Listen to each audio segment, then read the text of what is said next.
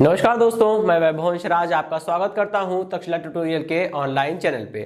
दोस्तों, हम लोग बात कर रहे थे क्लास 12th के फिजिक्स के चैप्टर नंबर 9 के बारे में, जिसका नाम था किरण प्रकाशिकी एवं प्रकाशिकी यंत्र। इसमें दोस्तों हम लोग लेक्चर 9.22 तक कंप्लीट कर चुके थे और आज हमारा लेक्चर 9.23 है। इसमें दोस्तों बहुत छोटे से दो टॉपिक छूट गए थे, ठीक है, जिसके कारण हमें नेक्स्ट वीडियो बनाना पड़ा। तो दोस्तों इस वीडियो में हम लोग जो हमारे दो छोटे छोटे टॉपिक छूट गए हैं उसके बारे में हम लोग बात करेंगे, ठीक है। विभेदन सीमा क्या होती है और हमारा अगला टॉपिक होगा विभेदन क्षमता क्या होती है, ठीक है। तो देखिए, विभेदन सीमा का मतलब होता है, आपको पता है दोस्तों कि अगर दो वस्तुएं बहुत पास पास रखी हैं, ठीक है, तो हम उन्हें क्या अलग अलग देख पाएंगे? नहीं देख पाएंगे, ठीक है। क्यों? क्योंकि उसकी भी एक लिमिट होती है, ठीक है। अगर मान लीजिए दो वस्तुएं हैं, पहली बात तो अगर कोई वस्तु बहुत छोटी है तो हम उसे वैसे भी नहीं देख सकते, ठीक है, बिल्कुल सही। या फिर मान लीजिए कोई वस्तु छोटी नहीं है, दूर रखी है, तो भी हम उसे नहीं देख सकते, ठीक है। तो पास स्थित, समीप स्थित छोटी वस्तुओं को देखने के लिए हम सूक्ष्मदर्शी का प्रयोग करते हैं, माइक्रोस्कोप का, ठीक है, ओके। और हमसे जो वस्तुएं दूर होती हैं उनको देखने के लिए हम दूरदर्शी का प्रयोग करते हैं, यानी कि टेलीस्कोप का प्रयोग करते हैं। तो दोस्तों सूक्ष्मदर्शी और दूरदर्शी का बेसिकली यूज क्या होता है वो हम लोग समझ गए हैं, ठीक है। अब हमको ये जानना है कि जैसे मान लीजिए आप सूक्ष्मदर्शी का प्रयोग करके किसी वस्तु को देख रहे हैं, ठीक है, और वैसे तो वो वस्तु बहुत छोटी सी है, तो आपको नेकेड आई से नहीं दिखाई दे रही थी, आपने सूक्ष्मदर्शी लगाया और आप उस वस्तु को देख रहे हैं, ठीक है भाई, इतनी बात समझ में आ गई। अब जब आप उस वस्तु को देख रहे हैं तो आपको, अगर आप उस सूक्ष्मदर्शी को थोड़ा सा और जूम करेंगे तो आपको पता चलता है कि वो वस्तु एक नहीं थी, वो वस्तु दो थी। मतलब उसी में दो वस्तुएं पास पास रखी थी और आपको ऐसे नहीं दिख रहा था, ठीक है। तो यहाँ पे वही चीज होती है कि यहाँ पे विभेदन सीमा और विभेदन क्षमता का जो कॉन्सेप्ट है वो यहीं से आया है। कहते हैं अगर दो वस्तुएं अत्यंत समीप स्थित हो तो हम उन्हें नेकेड आई के द्वारा नहीं देख सकते, ठीक है। तो हमें क्या करना पड़ेगा? हमें किसी प्रकाशिकी यंत्र की आवश्यकता पड़ेगी, ठीक है। अगर वो वस्तुएं, जो दो वस्तुएं एक दूसरे के अत्यंत समीप रखी हैं, अगर वो हमारे भी समीप रखी होगी तो हम माइक्रोस्कोप यानी कि सूक्ष्मदर्शी का प्रयोग करेंगे। अगर वो दोनों वस्तुएं हमसे बहुत दूर रखी होंगी तो हम दूरदर्शी का प्रयोग करेंगे, ठीक है। चलिए, तो सूक्ष्मदर्शी हो या दूरदर्शी हो, ठीक है, कॉन्सेप्ट क्या कहता है विभेदन सीमा का? विभेदन सीमा का कॉन्सेप्ट कहता है कि समीप स्थित दो वस्तुओं के बीच की वह न्यूनतम दूरी जिस पर किसी प्रकाशिक यंत्र के द्वारा उनका अलग अलग स्पष्ट प्रतिबिंब प्राप्त किया जा सकता है, क्या कहलाता है? विभेदन सीमा कहलाता है, ठीक है। एक बार फिर सुनेंगे, समझेंगे कि अत्यंत समीप स्थित दो वस्तुओं के बीच की वह न्यूनतम दूरी जिस पर उनका अलग अलग तथा स्पष्ट प्रतिबिंब किसी सूक्ष्मदर्शी या दूरदर्शी मतलब प्रकाशिक यंत्र के द्वारा प्राप्त किया जा सकता है, क्या कहलाता है? कहलाता है आपका विभेदन सीमा, ठीक।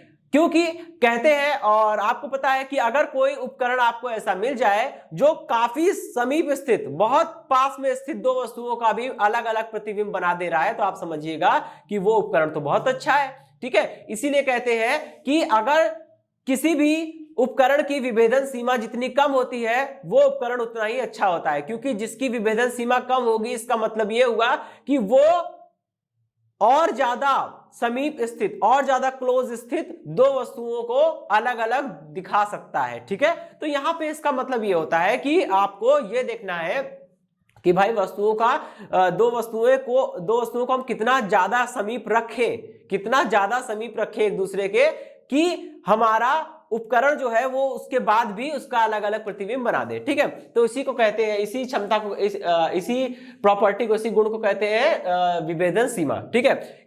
दो समीप स्थित वस्तुओं के बीच की वह न्यूनतम दूरी जिस पर उन्हें किसी प्रकाशिक यंत्र के द्वारा अलग अलग तथा स्पष्ट देखा जा सकता है, क्या कहलाता है? विभेदन सीमा कहलाता है, ठीक है दोस्तों। और देखिए, विभेदन सीमा में फॉर्मूला होता है, ठीक है। दर्शी की विभेदन सीमा का फॉर्मूला अलग होता है और सूक्ष्मदर्शी की विभेदन सीमा का फॉर्मूला अलग होता है, ठीक है। सूक्ष्मदर्शी की विभेदन सीमा होती है दोस्तों λ/2 sin अल्फा, ठीक है। जहां अल्फा क्या होता है दोस्तों? अल्फा ये जो शंकु बन रहा है, शंकु का अर्धकोण होता है, ठीक है, अल्फा।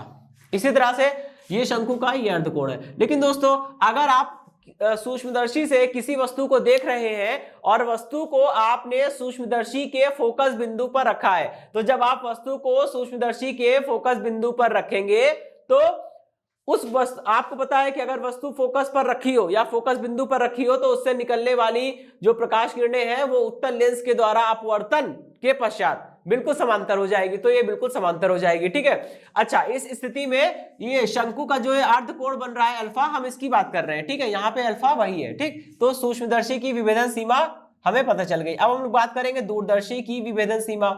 ठीक है, चलिए तो ये हो गया लेंस का द्वारक, है ना। अब देखिए यहाँ पे जो मैंने डी लिखा है वो क्या होता है, लेंस का द्वारक होता है। दोस्तों लेंस के द्वारक के बारे में हम लोग पहले भी बात कर चुके हैं। जब हम लोग दूरदर्शी पढ़ रहे थे तो हमने बताया था कि दूरदर्शी में क्या होता है, अभिदृश्यक लेंस जिसे हम लोग वस्तु के सामने रखते हैं उसका द्वारक बड़ा होता है, उसकी फोकस दूरी ज्यादा होती है। द्वारक बड़ा रखने का मतलब यह था कि वस्तु से परावर्तित होकर आने वाला, वस्तु से परावर्तित होकर दूरदर्शी में प्रवेश करने वाला प्रकाश ज्यादा से ज्यादा मात्रा में प्रवेश करे और प्रतिबिंब जो है वो अत्यधिक स्पष्ट और चमकीला बने। ठीक है, चलिए तो यहाँ पे वहां पे हमने द्वारक बताया था, ये द्वारक वही चीज है। ठीक है, उत्तल लेंस की, ये उत्तल लेंस जो आपको मिलेंगे, अवतल लेंस मिलेंगे, वो एक जनरली वृत्त के रूप में मिलेंगे। तो उस वृत्त का जो डायमीटर होता है, ठीक है, मतलब कि यहां से लेके यहां तक की जो डिस्टेंस होती है, इसी डिस्टेंस को हम लोग क्या बोलते हैं, द्वारक बोलते हैं। ठीक है, तो दूरदर्शी की विभेदन सीमा बराबर होती है 1.22 लैम्डा अपॉन डी। इस सब का डेरिवेशन अभी आपके मतलब का नहीं है, आपको बिल्कुल एज इट इज फॉर्मूला याद कर लेना है। ठीक है, कि अगर इस पे क्वेश्चंस आएंगे तो आपको सॉल्व करने में कोई प्रॉब्लम ना हो। ठीक है, चलिए अब हम लोग बात करते हैं दोस्तों अपने नेक्स्ट टॉपिक की, विभेदन क्षमता की। ठीक है दोस्तों, अब जो नेक्स्ट टॉपिक है विभेदन क्षमता यानी कि रिजॉल्विंग पावर, इसका मतलब क्या होता है, कहते हैं विभेदन सीमा का जस्ट उल्टा होता है। ठीक है, कोई अगर आपसे पूछे कि आप बता दे, कोई आपसे पूछेगा कि विभेदन क्षमता क्या होती है, तो आप कहेंगे कि विभेदन क्षमता विभेदन सीमा का व्युत्क्रम होती है। ठीक है, ये तो बिल्कुल एक फॉर्मूला होता है ना। ठीक है, ये बिल्कुल उस पे बेस्ड मतलब बात हो गई। ठीक है, अब हम लोग बात करते हैं कि विभेदन क्षमता की वास्तविक परिभाषा क्या है। ठीक है दोस्तों, विभेदन सीमा की जो परिभाषा थी उसी से काफी हद तक मैच करती है विभेदन क्षमता की परिभाषा। तो पहली बात तो कंफ्यूज नहीं होंगे। ठीक है, विभेदन सीमा की परिभाषा को एक बार मैं रिवाइज कर रहा हूं। कहते हैं कि दो अत्यंत समीप स्थित वस्तुओं के बीच की वह न्यूनतम दूरी जिस पर उन्हें किसी प्रकाशिक यंत्र के द्वारा अलग अलग तथा स्पष्ट देखा जा सकता है, क्या कहलाता है, उनकी विभेदन सीमा कहलाता है। मतलब विभेदन सीमा क्या है, दो वस्तुओं के बीच की न्यूनतम दूरी है जिस पर उन्हें अलग अलग देखा जा सके, वही दूरी ही विभेदन सीमा है। लेकिन दोस्तों विभेदन क्षमता क्या है, कहते हैं दो अत्यंत समीप स्थित वस्तुओं का किसी प्रकाशिक यंत्र के द्वारा अलग अलग तथा स्पष्ट प्रतिबिंब बनाने की क्षमता को विभेदन क्षमता कहते हैं। ठीक है, एक बार फिर से समझिएगा कि दो अत्यंत समीप स्थित वस्तुओं का किसी प्रकाशिक यंत्र के द्वारा अलग अलग तथा स्पष्ट प्रतिबिंब बनाने की क्षमता को हम लोग क्या बोलते हैं, उसकी विभेदन क्षमता कहते हैं। ठीक है भाई, इतनी बात समझ में आ गई, गुड।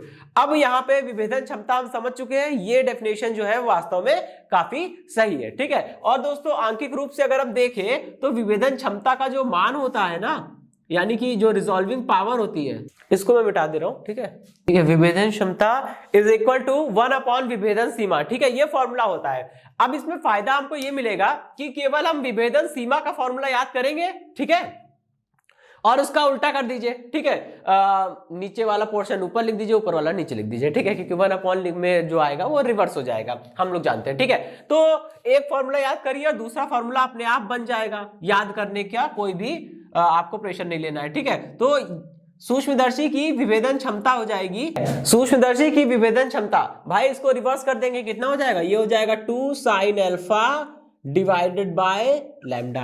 ठीक है, अब हम लोग बात करेंगे सेकंड वाले टॉपिक की, दूरदर्शी की विभेदन क्षमता। दूरदर्शी की विभेदन क्षमता कैसे निकालेंगे इसको, ये है दूरदर्शी की विभेदन क्षमता बराबर हो जाएगा 1 अपॉन दूरदर्शी की विभेदन सीमा, और 1 अपॉन में दूरदर्शी की विभेदन सीमा लिखेंगे तो ये फिर से रिवर्स हो जाएगा ना, कितना बनेगा, d अपॉन में 1.22 लैम्डा। ठीक है भाई, इतनी बात समझ में आ गई। तो दोस्तों ये है हमारा दोनों टॉपिक। ठीक है, विभेदन क्षमता और विभेदन सीमा। ठीक है, चलिए तो अभी ये टॉपिक यहाँ पे क्लोज होता है। ठीक है दोस्तों, ये टॉपिक यहीं पे क्लोज होता है। अब इसमें देखिए क्वेश्चन भी कुछ पूछे जाते हैं। ठीक है, जैसे आपको लैम्डा का वैल्यू दे देंगे और अल्फा की वैल्यू दे देंगे, तो आपको पूछ लेंगे कि सूक्ष्मदर्शी की विभेदन सीमा क्या होगी, या फिर आपको किसी दूरदर्शी के लिए लैम्डा मतलब जो जिस रंग का प्रकाश दूरदर्शी में प्रयुक्त हो रहा है उस प्रकाश की तरंगदैर्ध्य लैम्डा आपको दे देंगे। दूरदर्शी के अभिदृश्यक लेंस का द्वारक यानी कि डी की वैल्यू दे देंगे। वो जो डी था वो क्या था, अभिदृश्यक लेंस का द्वारक था।